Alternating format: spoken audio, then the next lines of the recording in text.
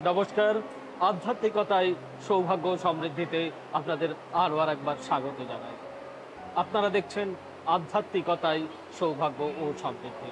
আমরা রয়েছি মায়ের গর্ভগৃহে, আছি নৈহাটিতে। নৈহাটিতে বড় মার কাছে।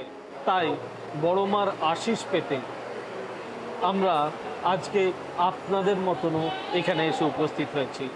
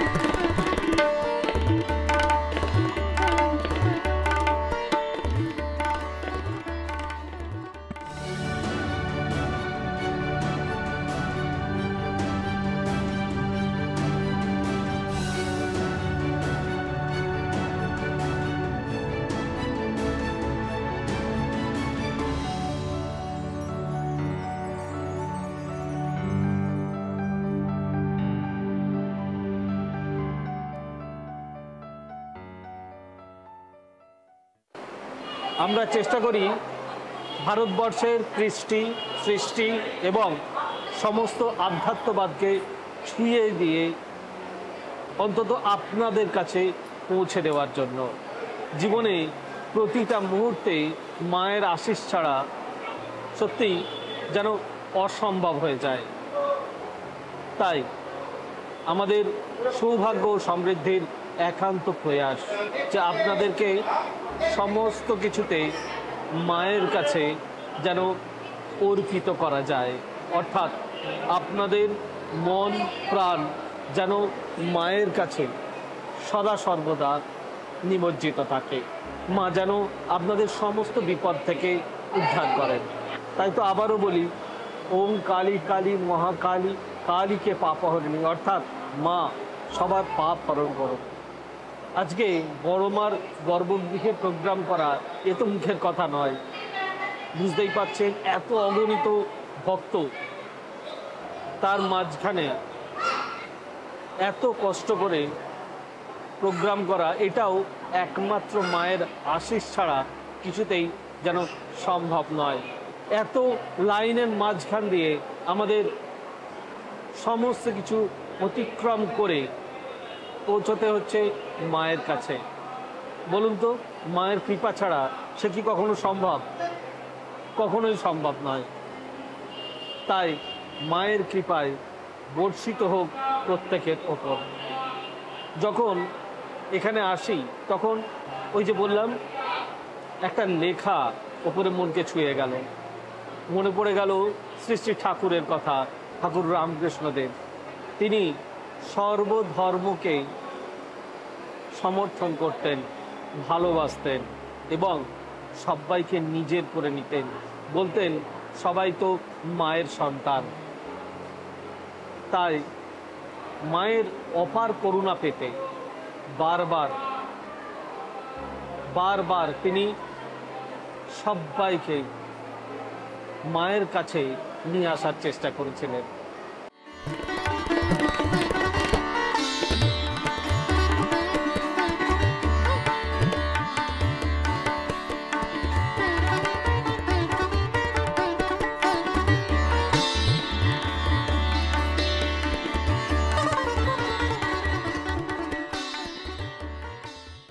আজকে এখানে প্রোগ্রাম করতে এসে যার সহযোগিতা মানে অসম্ভবভাবে পেয়েছি,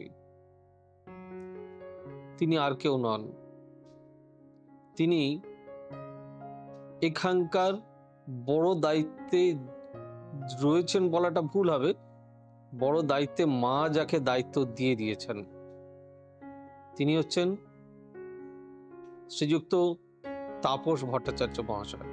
স্বাগত তাপসদাকে সৌভাগ্য ও সমৃদ্ধিতে। তো তাপসদাকে আমি প্রথমেই বড় মা সম্বন্ধে, কবে থেকে এখানে বড় মার প্রতিষ্ঠা, এর ইতিহাস, এই সম্বন্ধে সৌভাগ্য সমৃদ্ধির দর্শকবৃন্দরা যাতে মা সম্বন্ধে আরো বেশি জানতে পারেন, সেই সম্বন্ধে যদি আপনি একটু আলোকপাত করেন। নমস্কার, তাপস ভট্টাচার্য, সম্পাদক, নৈহাটি বড়কালী পূজা সমিতি ট্রাস্ট। আমাদের 1 বছর হয়েছে। আগে আমাদের নৈহাটি বড়কালী পূজা সমিতি ছিল এবং 2012 সালের আগে আমি কিন্তু এসব ঠাকুর দেবতা এসব সম্বন্ধে আমি খুব জানতামই না বা সেরকমভাবে আমি অবগত ছিলাম না। 2011 সালে একটা ঘটনা এবং তারপর থেকে আমার এই বড় মাকে প্রাপ্তি বা বড় মার সঙ্গে আমার সম্পর্ক স্থাপন। এবং 2011 সালে আমি খুব ঘুরতে ভালোবাসতাম এবং 2011 সালে এই কমিটির, নৈহাটি বড়কালী পূজা সমিতির কমিটির সেক্রেটারি আমার সঙ্গে অমরনাথ ঘুরতে গেছিলেন এবং সেখানে গিয়েই যত সব মিরাকেল হওয়া, সেখানে উনি অমরনাথ দর্শন করলো, আমরা সব চলে এলাম।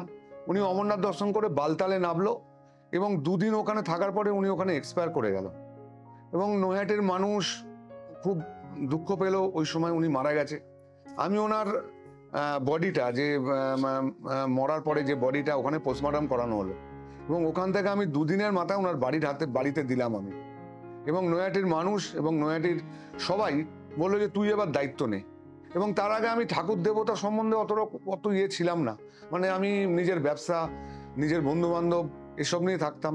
হট করে মায়ের এই প্রাপ্তি আমার কাছেও হয়তো কোনো সংস্কার, আগের জন্মের সংস্কার, সেটা আমি প্রাপ্তি হিসেবে পেলাম। এই 2012 সাল থেকে আমাদের জার্নি শুরু, বা আমাদের কমিটির বা আমাদের ছেলেপিলে, আমার সঙ্গে যারা আছে, আমার সঙ্গে যারা ছিল, আগেও ছিল, তাদের নিয়ে বড় মা শুরু।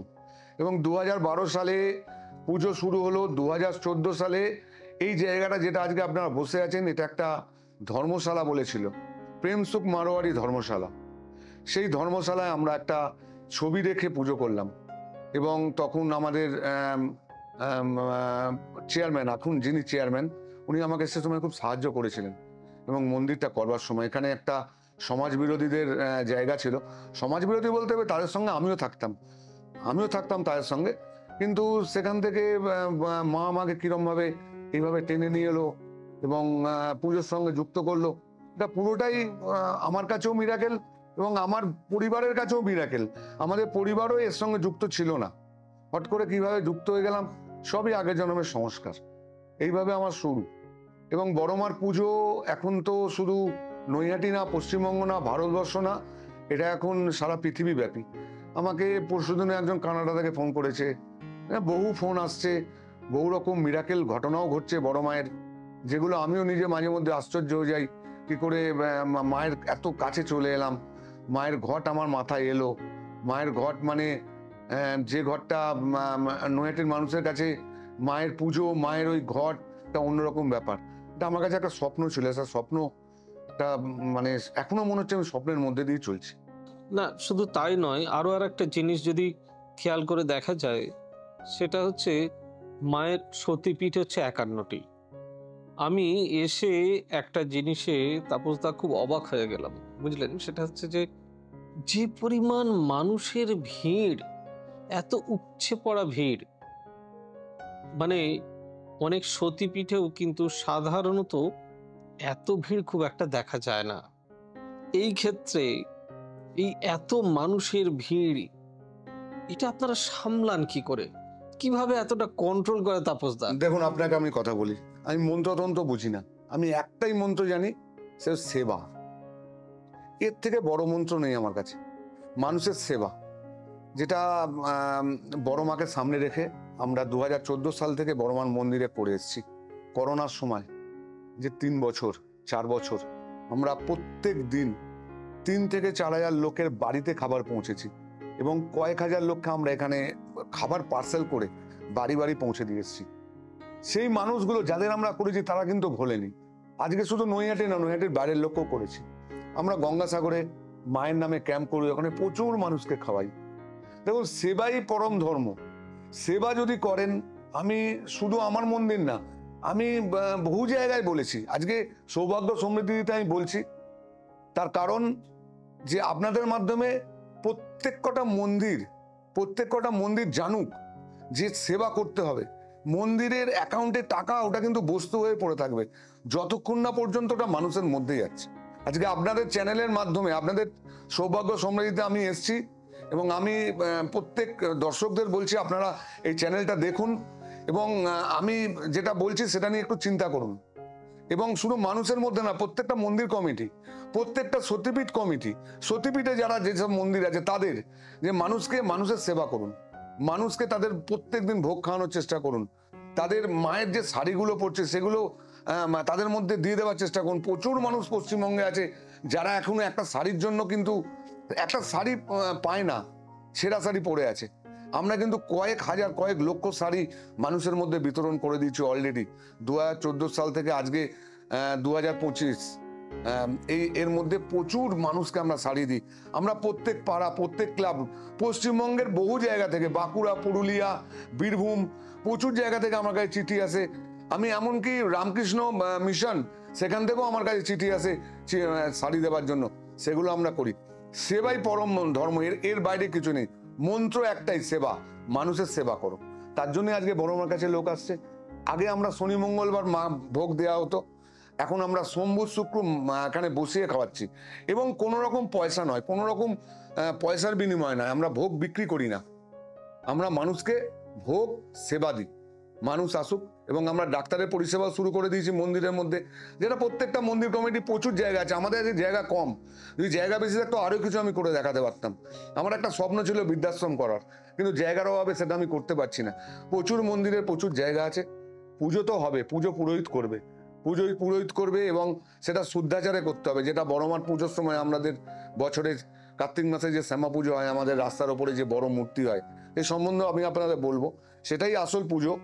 এবং তারপরে মন্দির হয়েছে, মন্দির মায়ের ওই মূর্তির প্রতিকৃত মূর্তি করা হয়েছে কষ্টি পাথরের, এবং সেই মূর্তির পুজো এখন সারা বছর।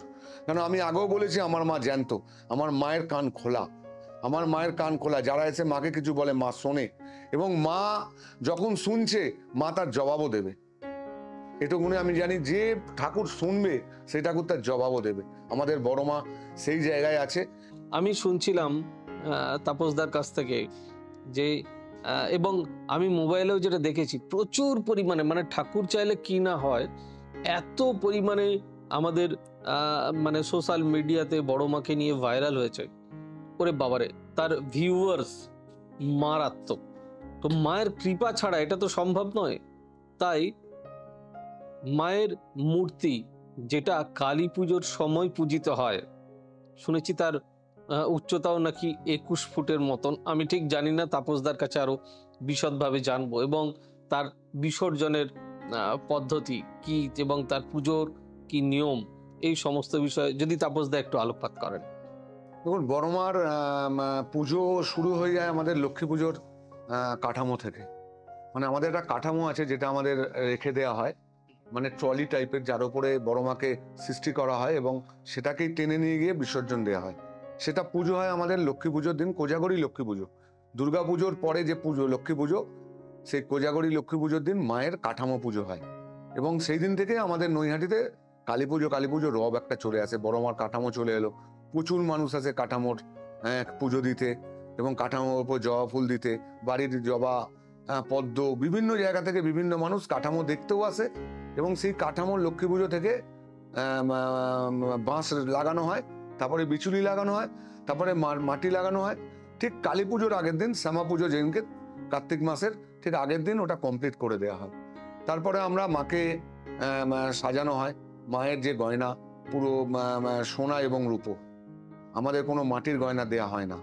এবং তার উচ্চতা হচ্ছে আপনার, আমাদের মানুষের হাতের 14 হাত এবং ফুট হিসেবে 21 ফুট। এটা প্রচলন করেছিল স্বর্গীয় ভবেশ চক্রবর্তী মহাশয়। ওনাদের এটা বাড়ির পুজোই ছিল। ওনার বাড়ি এটা এবারে আমাদের 103 বছর চলছে, হবে 3 বছর আগে 100 বছর গেছে, এবার আমাদের 103 বছর পড়বে। এবং ওনার বাড়ির এটা পুজো ছিল, এবং এটা উনি বাড়িতে রক্ষাকালী হিসেবে পুজো করা হতো। এবং সেটা আস্তে আস্তে দক্ষিণাকালী হিসেবে রূপান্তরিত হয়, কেন উনি এবং ওনার বন্ধুরা, কয়েকজন বন্ধুরা মিলে শান্তিপুর রাসে গেছিল এবং সেখানে গিয়ে বড় বড় মূর্তি, রাস্তায় দেখবেন সব বড় বড় মূর্তি হয়, এবং সেটা ট্রলিতে করে ঘুরিয়ে নিয়ে গিয়ে বিসর্জন দেওয়া হয়। বিভিন্ন মূর্তি হয় ওখানে, শুধু কালীর মূর্তি হয় না, সব ঠাকুরের মূর্তি, 33 কোটি দেবতারই পুজো হয় রাসে। সেখানে উনি গিয়ে মনে হয়েছিল যে আমার বাড়ির যে পুজোটা সেটাও আমি একটু বড় করব, এবং সেটা বাড়ির পুজো থেকে আমাদের ঠিক মন্দিরের অপোজিট যে তেমাথা আছে, চৌমাথা আছে, ওইখানেই পুজোটা শুরু হয়। এবং সেটা 100 বছর আগেকার, 102 বছর বা 3 বছর নয়, ওটা আরো পুরনো পুজো, ওনার বাড়ির পুজো হিসেবে। এবং সেই পুজোটাই কার্তিক মাসের শ্যামা পুজোর সময় করা হয়, এবং পুজোর দিন রাত্রেবেলায় পুজো হয়, এবং প্রচুর মানুষ, লক্ষ লক্ষ মানুষ ওই দিন সকাল থেকে মাকে ডন্ডি কাটে। আগের বছর 1 লক্ষের কাছাকাছি মানুষ মায়ের কাছে ডন্ডি কেটেছে। এবং রাত্রেবেলা পুজো, এবং পুজোর 3 থেকে 4 দিন থাকে, এবং তারপরে বিসর্জন হয়। এবং বিসর্জনও আমাদের একটা ব্যাপার আছে, কোন পুজোটাও ব্যাপার আছে। পুজো রাত্রেবেলা যখন পুজো হয়, আমাদের বড়মার পুজো শুরু হবে, পুরোহিত বসবে, তারপরে নৈহাটির মোটামুটি যত পাড়ার পুজো শুরু হবে। এবং আমাদের বিসর্জনও সেরকম, আমাদের যদি বিসর্জন না হয় নৈহাটির কোনো ঠাকুরই বিসর্জন হবে না। এটা হচ্ছে রীতি, নৈহাটির রীতি, যে বড়মার ভাসান হবে, বড়মার বিসর্জন হবে, তারপরে অন্য ঠাকুরের বিসর্জন হবে। আমাদের এই অরবিন্দ রোডে বড়মার মতন অনেক 3-4টে পুজো হয় এরকম কাঠামো করে, বড় করে। তা বড়মা আগে যাবে, তারপরে প্রত্যেকটা ঠাকুর বিসর্জন দেওয়া হবে। এবং বড়মার পুজোয় বড়মাকে, বড়মায়ের ঘট মাথায় নেবার দায়িত্ব আমি পেয়েছি 2012 সাল থেকে, এবং মাকে বরণ করার দায়িত্ব আমাদের এখানকার রীতি আছে ছেলেদের দ্বারা বরণ করা। কোনো মহিলাই পুজোর সঙ্গে জড়িত থাকে না, তারা ফল টল এসব কাটে, কিন্তু পুজোর ব্যাপারে বা মণ্ডপের সামনে কোনো মহিলা যায় না। এবং সেই রীতিটা আগের কমিটি থেকে তৈরি হয়েছে বলে আমরাও এখনো সেইভাবেই চলছে। পরবর্তীকালে কি হবে আমি জানি না, কিন্তু আমরা যতদিন আছি এইভাবেই চলবে। এবং মাকে যখন বরণ করা হয় বিসর্জনের সময়, মায়ের মুখে যখন পান দিয়ে দেওয়া হয়, পান দিয়ে দেওয়ার পর মাকে আর ধরে রাখা যাবে না, মাকে টেনে নিয়ে গিয়ে বিসর্জন দিতে হবে। এবং প্রচুর মানুষ সেই দড়ি ধরবার জন্য আসে, এবং দড়ি ধরে টেনে গঙ্গায় নিয়ে গিয়ে বিসর্জন দেওয়া হয়।